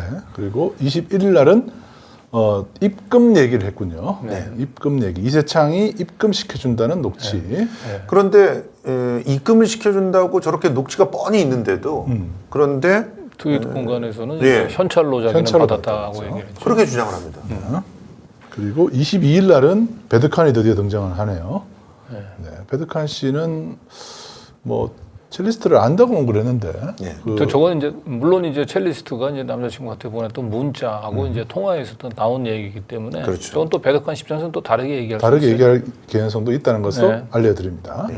그리고 골프 행사 끝나고 또 역시 제보자와 통화를 했다고 합니다. 그러니까 계속 주기적으로 그 제보자하고 아주 가깝게 모든 행사 있을 때마다 이렇게 다정한 통화가 이루어지는 거예요. 그렇죠. 네. 그리고 이날 이날이 굉장히 중요하네요. 네. 24일 날 뭔지 모르지만 골프를 치고 다음 날 제보자에게 대통령 술자리를 제보하자. 먼저 첼리스트가 얘기를 했다는 첼리스트가 거예요. 먼저 얘기했다는 게 중요하네요. 네. 그런데 여기에 보면은 밑에 전 검찰총장과 세부 골프 공연 이야기 이렇게 써 있어서 오해하실 분들이 있을 것 같아서 그런데 저거는 아마도 저 골프 협회였거나 네. 아니면 그 전에 대통령 술자리 등에서 만난 그런 사람으로 추정되는 어떤 사람이 제안을 했다는 거예요. 아, 어떤 제안을 했냐면 전 검찰총장이라고 하는 사람을 모시고 필리핀으로 가서 특별한 그런 이벤트를 하는데 그럴 때 와줄 수 있겠느냐 이런 제안을 했다는 겁니다. 그렇군요. 필리핀 그래서- 세부를 얘기하죠. 필리핀 세부. 그러니까요. 그런데 필리핀까지 그렇게 검찰총장 모시고 이벤트 공연을 하러 가나요? 이게 이해가 좀 안 돼서 가지 말라고 이제 완곡하게 이제 제보자가 설득을 하는 그런 장면이 녹취로 다 있어요. 그렇군요. 근데 그때 어떻게 보면 그 얘기하기 전에 저런 얘기를 했다라고 하는 것이 좀 의미심장하게 느껴진 바가 있습니다. 네. 근데 어쨌든 이 검찰총장, 뭐 우리는 다 누군지는 알죠. 근데 어쨌든 이 검찰총장이 이제 그 필리핀으로 놀러 가면서 이 첼리스트가 를 일단 와서 이제 공연을 해주는 그래서 이제 데리고 가겠다라고 하는 이제 제안을 했다고 하는 것은 이미 첼리스트가 그 7월 19일, 20일 그 모임을 계기로 해가지고 상당히 이 사회에 있는 기득권, 최상층 이 기득권하고 뭔가 연결이 돼 있다라고 하는 걸 좀 보여주는 좀 정황 증거죠. 네. 근데 어쨌든 중요한 건 여기서 첼리스트가 이날 먼저 대통령하고 있었던 술자리가 다 공익 제보해버리까 이게 제일 중요한 거예요. 이거를 이제 그 제보자한테 했고요. 이걸 전화로 했다는 거예요. 네. 그래서 이 통화 녹취가 지금 있을 거로 지금 제보자는 알고 있는데 검찰에서 포렌식을 했는데 이 부분들은 또 안 나왔다고 하더라고요. 아하. 그래서 경찰이 선택적으로 포렌식을 한 건지 실제로 완전히 지워져서 이게 그 그러니까 복원이 안 되는 건지. 네, 결정적인 어떤 내용들을 사실 지운 건 아닌지 그런 의심들도 좀 듭니다. 네. 그래서 이거는 저희가 이제 민간 그 포렌식 업체를 통해서 저희들 한번 또 복원을 한번 시도를 해보겠습니다. 그렇죠. 그다음 25일은 홍천 골프 차를 자주 가네요. 네. 골프 1박 2일 골프고요. 또 27일 날 또 골프 칩니다. 네. 28일 날 공연 미팅이 있고요. 29일 날 또 골프 치네요. 예, 이제 요걸 조금 설명을 하자면은요. 그러니까 그 첼리스트가 이제 그 전까지는 이제 작은 이제 그 업소에 가서 뭐 아르바이트식으로 이제 공연을 좀 해주다가 한 몇십만 원 정도씩 이렇게 수임료 받고 뭐 힘들면 가서 좀 서빙도 좀 하고 이렇게 살다가 2022년이죠. 그러니까 작년 6월 달에 이세창 씨를 만나면서부터 예. 갑자기 이제 그 이게 달라지는 거예요. 생활 그렇죠. 패턴이. 예. 그리고 그 무렵에 이제 이 첼리스트가 이제 골프 협회하고도 연결이 됐고요. 그러니까 이 골프 모임에 가서 이제 그 우리 사회의 최상류 기득권층들하고 이제 어울리게 된 거죠. 맞습니다. 그러다 보니까 이제 그 전까지는 골프채를 물론 골프를 좀 배우긴 했지만 하여튼 수년간 골프채를 한동안 잡지 않다가 이렇게 이세창의 그 하고 인연이 맺어지고 최상층하고 골프장에서 계속 모임을 이어가야 되다 보니까 본인이 골프장도 자주 갔고 그렇죠. 평소에 또 집에서도 또 골프 연습도 열심히 한 거예요. 그렇죠. 그런 걸 보여주는 겁니다. 네. 예, 그래서 그 스크린 골프 치러 나가기도 했던 거는 이제 그런 차원에서 이해할 수 있는 거. 그런데 진짜 아무리 그렇다고 해도 좀 거의 골프 선수처럼 다니잖아요. 그런데 네. 매일 골프 치네요. 이게 첼리스트인지 골프 선수인지 모를 정도예요. 그래서 제가 이 부분을 갖다 따로 취재를 좀 해봤어요. 네. 그러니까 이제 현악기를 하시는 분들은 특히나 이제 손목이 상할 수 있는 그런 스포츠를 잘 안 한다고 들었거든요. 그래서 바이올리니스트들에게 이제 골프에 대해서 여쭤본 제가 취재를 했었는데 절대로 골프를 안 친다고 하더라고요. 그런데 어쨌든 이 첼리스트는 어쨌든 이세창을 만나면서부터는 자주 골프장에 맞아요. 갔고요. 그리고 골프장에서 그 이 최상류층들과 어울려서 동반 라운딩을 한 것 같아요. 맞습니다. 그리고 나서 라운딩이 끝나고 난 뒤에는 이제 또 공연도 했던 것 같고 그리고 그 대가로 또 상당한 또 금액을 개런티도 받고 이제 그런 생활이 계속 이어졌던 겁니다. 네. 그리고 29일 날은 또 홍천으로 또 골프 치러 갔네요. 또 골프. 홍천을 자주 갔네요. 홍천에 모 리조트 있죠. 예. 거기 가도. 근데 30일 날은 또 코로나가 걸렸어요. 저렇게 뭐 자주 왔다 갔다 사람들 많이 만나니까. 그렇죠. 코로나 안 걸릴 수가 없죠. 코로나 걸려서. 그 다음에 요 일요일 날 또 중요한 얘기를 또 했네요. 네. 이세창이 공공기관에 임용될 거라는 얘기를 했다고 그래요. 맞아요. 네, 저것은 이제 정확하게 얘기하자면 저도 저건 얘기 듣고 저걸 기사를 써야 보도를 해야 되나 말아야 되는데 방통위원장이 될 거라는 얘기. 이번에 네. 한상혁 위원장이 지금 뭐 검찰 조사 받고 있잖아요. 예. 네. 야. 근데 이세창을 방통위원장이 될 거라고 하는 얘기를 들었다고 합니다. 그 골프 모임에서. 그러니까 정확하게 좀 설명을 드리면 그 처음에는 공공기관이라고 얘기를 했어요. 네. 근데 이게 장관급 공공기관이라는 거예요. 그러면 이제 뭐 뻔하잖아요. 그러니까 혹시 방통위가 아니냐 제보자가 이렇게 물어보니까 방통위 같더라. 이렇게 얘기를 하는 그런 녹취가 있어요. 그러니까 참 이세창이 뭐 방송에 대해서 좀 아는 게 있나요? 제가 보기엔 그래서 김우고는 뭐 아나요?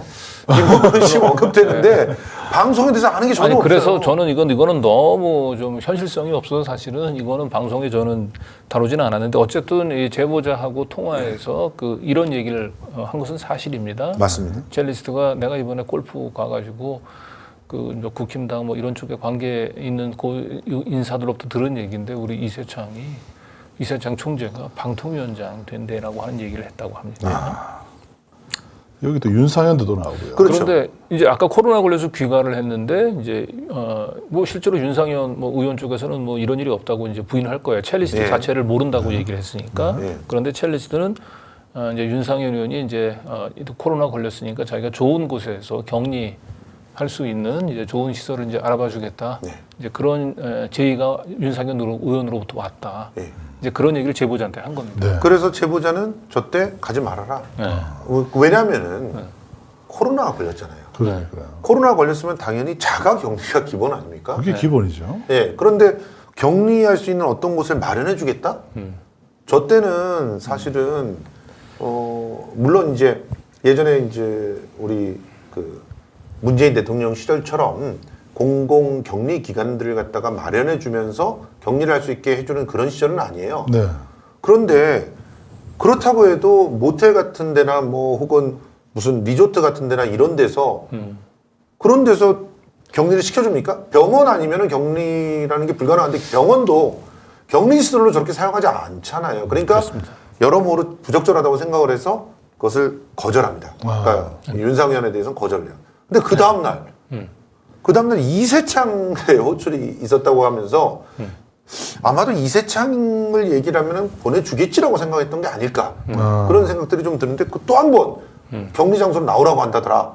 8월 1일 날 그러니까 첫날 7월 31일 날은 이제 윤상현 의원이 이제 제안을 했다고 얘기하면서 이제 자기가 집을 나가겠다고 했고 그 남자친구가 이제 이건 말이 돼? 라고 얘기하니까 8월 1일 날은 이제 이세창을 드디어 이제 언급을 하면서 예. 이세창 총재가 나를 위해서 좀 좋은 장소를 마련해줬다고. 마련해 주겠다. 나 나가면 안 되냐라고 얘기를 하니까 이때는 좀 제보자가 많이 화가 났던 것 그렇죠. 같아요. 이게 무슨 얘기지? 그리고 사실은 보면 그 무슨 대통령 법무장관 만나고 난 뒤로 이 첼리스트가 그동안에 워낙 그 많은 골프장을 다니면서 많은 사람들을 만나고 약간 행동이 굉장히 이상해진 거예요. 그렇죠. 이게. 그러니까 이거는 사실 코로나가 걸려 같은 집에 사는 사람이 코로나서 걸려왔고 당연히 그 자가 격리 기간 동안 집에서 있을 거라고 알았는데 자꾸 밖으로 나가겠다고 얘기를 하니까 이건 새벽에 뭔가, 전화를 해보면 나가 있는 거예요. 그러니까 이건 뭔가 조금 이상하다고 본 거죠 제보자도. 그 화도 좀 나고. 그렇죠. 얘가 뭐가 바람이 들었구나. 라고 이제 직감을 한 거죠. 진짜로 8월 2일부터 계속 연락 두절이네요. 왜냐하면 전날 가지 말라고 했다. 나갈 거면은 짐을 싸고 나가라. 이렇게 얘기를 했는데 그냥 제보자의 차를 몰고 가버렸어요. 아하, 이때부터 집 나간 거군요. 네, 본인이 나간 거예요.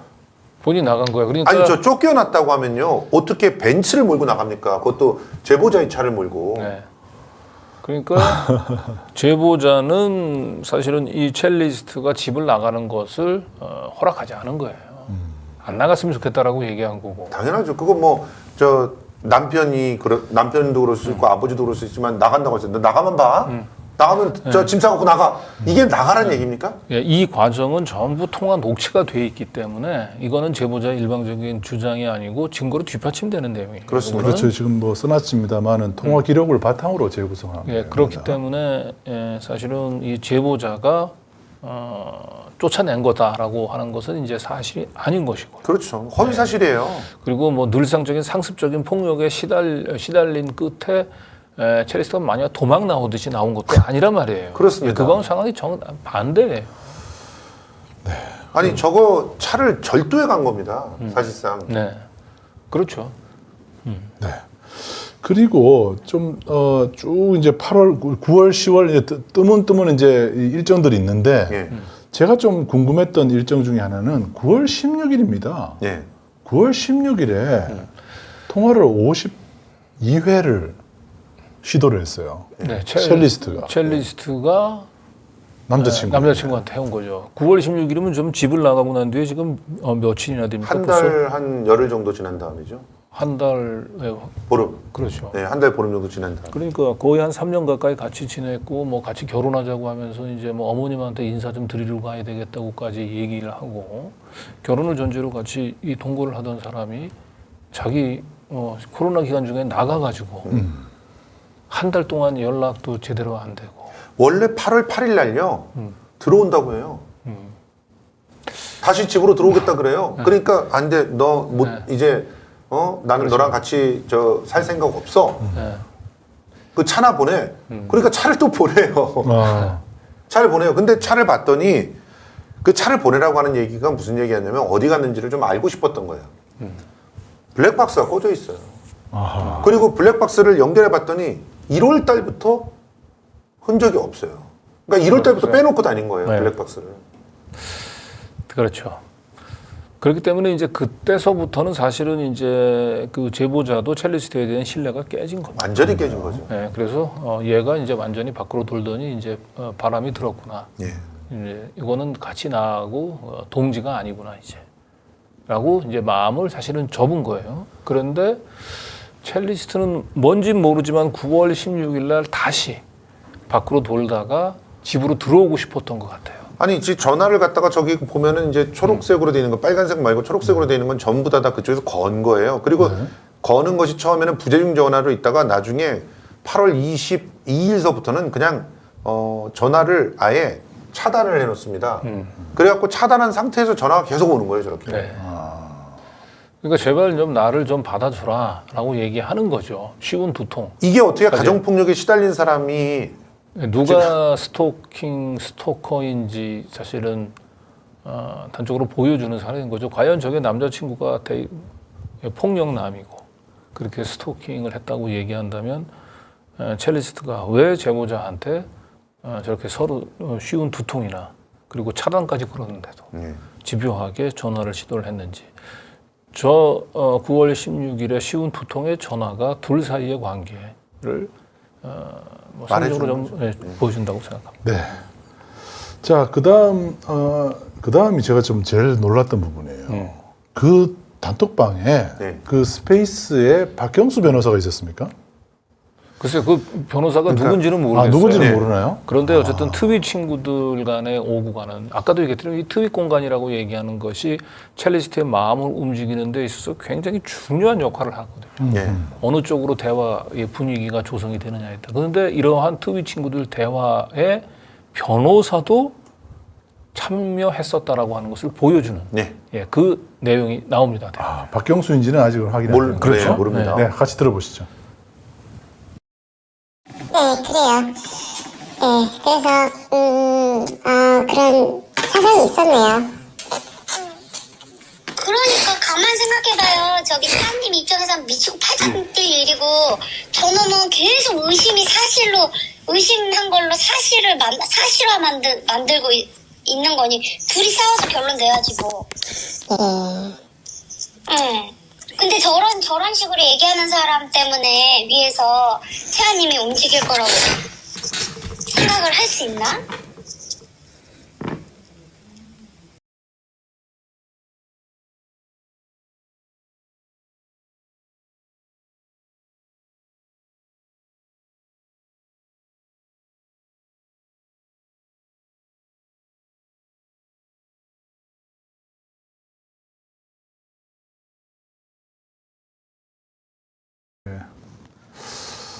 아하, 이게 음성 변조가 안 된 채로 좀 나와서 잠시 멈췄습니다.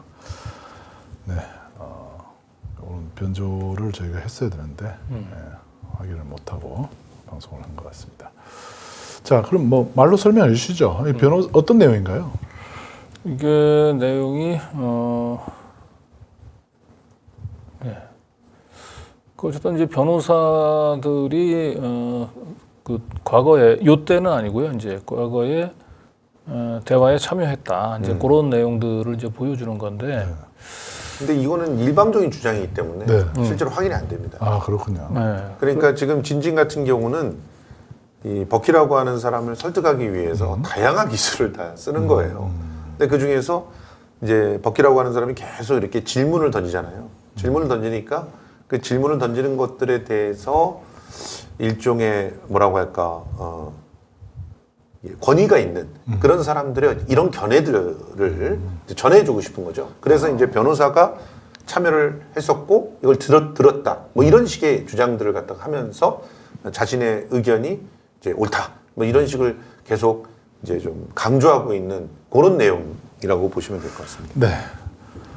자, 그러면 박경수 변호사인지는 모르겠는데 그 방에 변호사도 있었다라는 그 대화가 있는데 오늘 그 음성 변조가 약간 뭐 풀린 것 같습니다. 거기에. 여기 이제 좀 내용을 좀 대화 내용을 좀 설명해 구체적으로 주실까요? 소개해 네. 드릴게요. 네.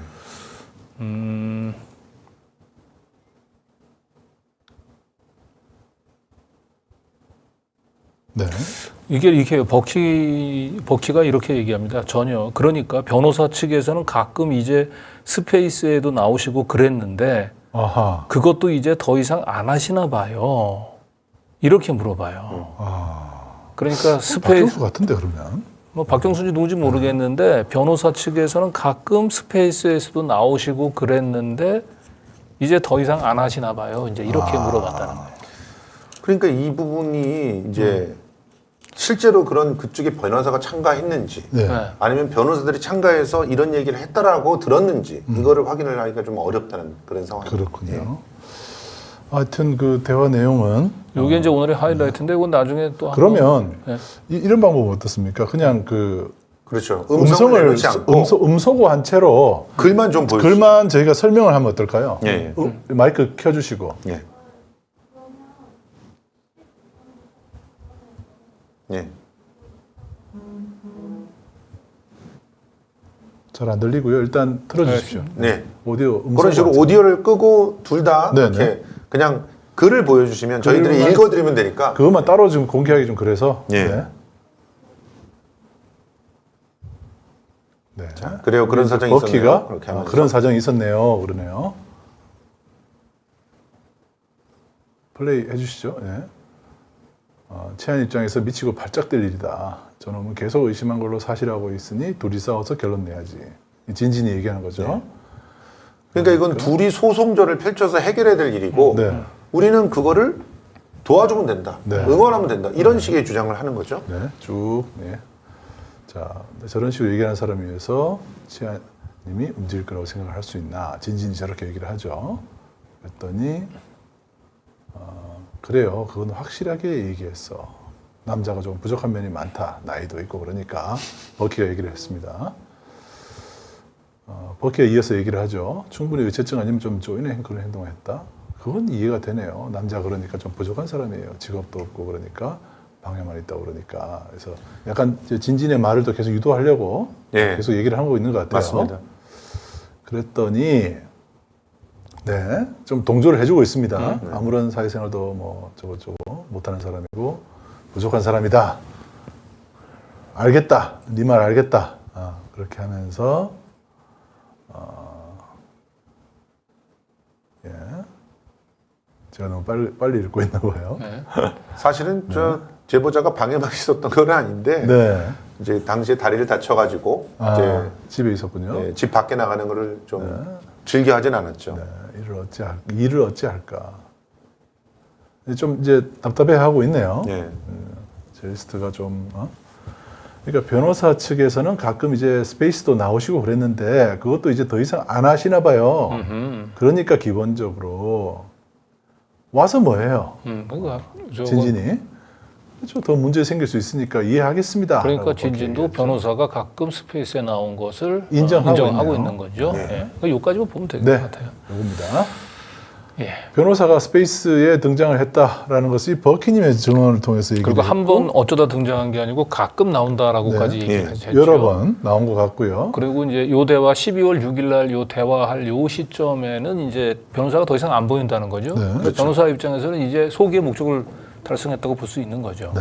계속 그 스페이스 방에서 첼리스트가 진실의 방으로 가지 않도록 그리고 결국은 이제 진실 거짓말했다라고 얘기해서 안전한 길을 선택하도록 그리고 결국 선택했잖아요. 네. 그렇죠. 그리고 난 뒤에는 이제 변호사는 이제 목적을 달성했으니 굳이 이제 스페 방에 들어올 이유가 없었다고 볼 수 있는 거죠. 네.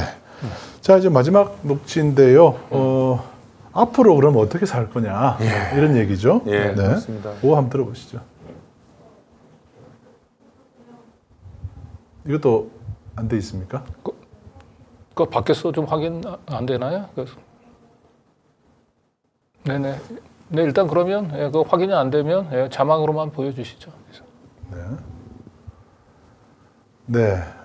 이거 참 어떻게 해야 되나 이 네. 버키가 버키 얘기하죠. 얘기하니까 그러니까요. 그냥 이거는 어떻게 저는 물 건너 갔다고 생각하고 있거든요. 진진이 그렇게 얘기를 했죠. 처음부터 물 건너갔다고 생각해요. 네. 12월 6일에 이 물 건너갔다고 생각했습니다. 아마 저 정도로 막 비폐해진 삶을 살았는데 느닷없이 채아님이 진실을 밝혀주니 어쩌네 전 기대 안 해요. 처음부터 기대 안 한 사람입니다. 그러니까요.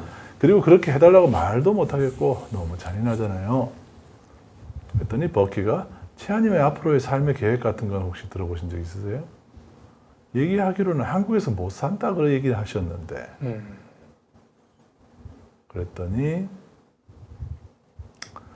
진진이 그냥 무조건 그냥 지금 일단 저놈 잡는다 이거밖에 없어요.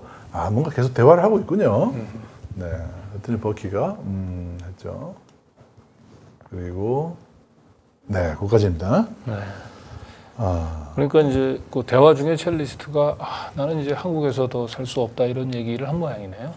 예, 그랬더니 이제 진모 씨가 지금은 뭐 외국으로 나가고 뭐 이런 거보다도 지금 저 전 남자친구 잡는 거 외에는 지금 다른 생각이 없다 이런 얘기를 한 거예요.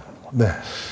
자, 뭐 오늘 이제 쭉 들어보니까 지난주에 저희가 이제 방송을 하려다가 시간 문제로 방송을 못했는데 오늘 조금 더 보강된 내용으로 안내를 해드렸고요. 네. 오늘은 이제 그 트윗 방에서 트윗 친구들 간의 오간 대화를 이제 소개를 해드렸고, 사실은 오늘 방송하기 전에 굉장히 또 중요한 제보가 있었죠. 예. 네. 근데 그 제보는 이제 첼리스트가 직접 등장을 하는 네.